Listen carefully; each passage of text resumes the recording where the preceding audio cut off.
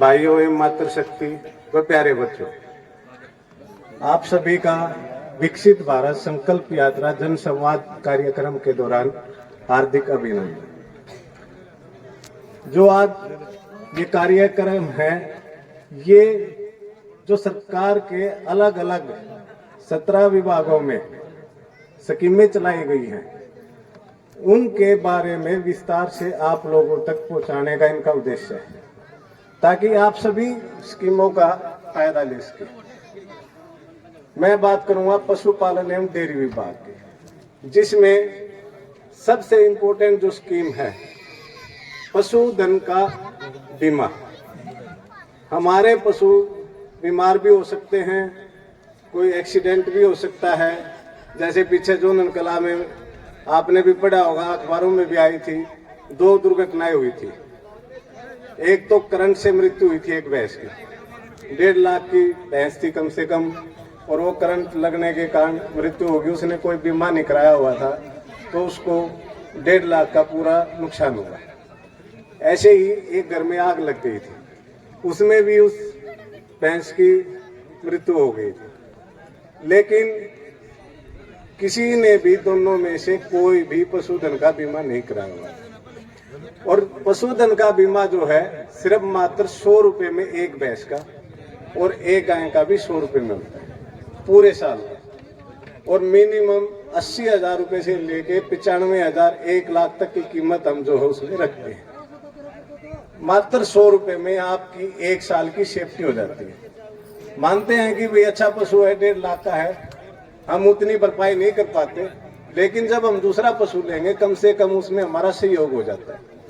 तो आप सभी मातृशक्ति से भी मेरा अनुरोध है कि आप इस चीज पे जोर दें, क्योंकि आप पशुधन के साथ ज्यादा समय बिताते हैं। जो जेंट्स हैं वो आगे बाहर काम चले गए, कोई उनसे मतलब ज्यादा दिक्कत नहीं है। लेकिन जब कोई भी हादसा होगा तो मेरे पास आके या किसी भी जो भी आप करिएगा डॉक्टर उसके पास जाकर जी आपको जुगाड़ हो जाएगा, तो इसमें जुगाड़ कोई नहीं होता। जो भी है आपको सभी गलत दिशा देंगे, आपके पैसे खराब होंगे। इसका एक ही जुगाड़ है कि आप टाइम पे पशु का बीमा कराएं। दूसरी जो है, मैं आपको एक वैक्सीन के बारे में रिक्वेस्ट करूंगा। अगर जब भी आपके गांव में पशुपालन विभाग की टीम आए, मुंह खुर और गलघोटू की वैक्सीन का टीकाकरण जो है वो आप अपने पशुओं को जरूर कराएं, क्योंकि अकेला पूरे भारत में हरियाणा ऐसा राज्य है जिसमें दोनों बीमारियों का एक ही संयुक्त टीका आता है। और पिछले 3 साल से मुंह खुर और गलघोटू के बहुत ही रेयर केस, मेरे ख्याल से तो इक्का दुक्का ही पूरे हरियाणा में होंगे, नहीं तो ये केस अभी तक हमने जो है 3 साल से अपने इस एरिए में, तो मतलोडा है या इसराना है, यहाँ तो हमने नहीं देखे। तो इसमें आपने पशुपालन टीम का सहयोग करना है। जब भी आए अपने पशुओं को जरूर टीकाकरण कराएं। फिर बात करते हैं जी व्यवसाय शुरू करने के लिए, क्योंकि मेन बात है कि किसान की आमदनी दोगुनी करनी है। कई बार हमारे पास जो है पैसे नहीं होते, भाई हम कैसे डेयरी का व्यवसाय शुरू करें। उसके लिए पशुपालन विभाग की ओर से जो है, या मुख्यमंत्री अंत्योदय परिवार उत्थान योजना में भी मिनी डेयरी का लोन जो है वो सरल पोर्टल पे आप अप्लाई कर सकते हैं।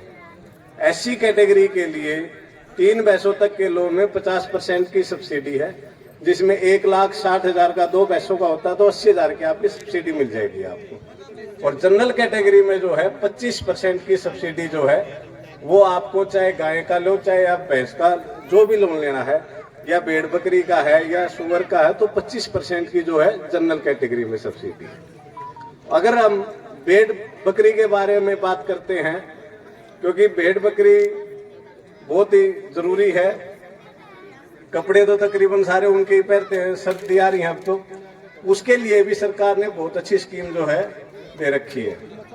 1 लाख रुपए का जो है लोन सैंक्शन करते हैं बैंक, और उसमें से 90% की जो छूट है, यानी कि 98,600 में से 90,000 रुपए जो है आपको सब्सिडी के तौर पे सरकार देती है।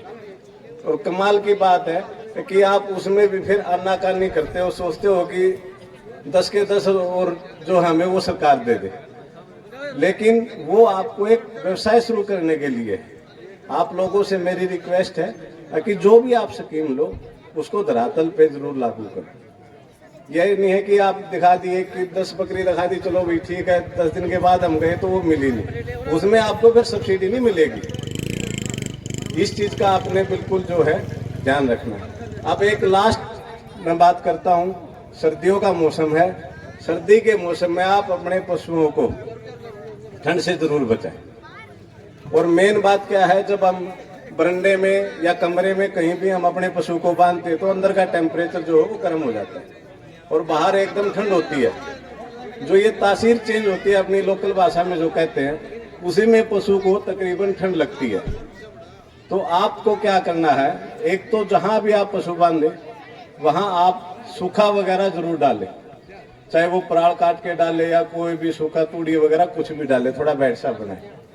दूसरा, एकदम आप सुबह जैसे ही बाहर निकालते हैं पशु को एकदम मत निकालें, जब हल्की फुल्की धूप आ जाए तभी आप अपने पशु को बाहर निकालें, ताकि वो जो टेम्परेचर का जो चेंज है पशु का या बरंडे के अंदर जो था और बाहर का, वो एकदम चेंज नहीं होगा और उससे आपका पशु जो है बीमार होने से बचेगा। दूसरी एक सबसे बड़ी समस्या आएगी, अब इन दिनों में जो कटड़े होते हैं उनमें पेशाब का बंदा पड़ जाता है और देखना वो तकरीबन 50% में होता है।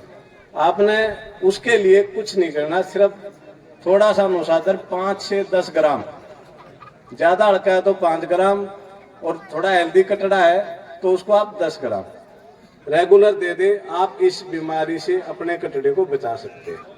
क्योंकि अगर बंदा पड़ गया तो फिर ऑपरेशन से काम चलेगा और उसमें भी 90% में कहता हूँ कि ऑपरेशन के बाद भी सक्सेस नहीं होती थी, अब वो ठीक हो जाएगा। सिर्फ आपके छोटे इसी सावधानी से उसकी जान बच जाएगी। बहुत बहुत धन्यवाद।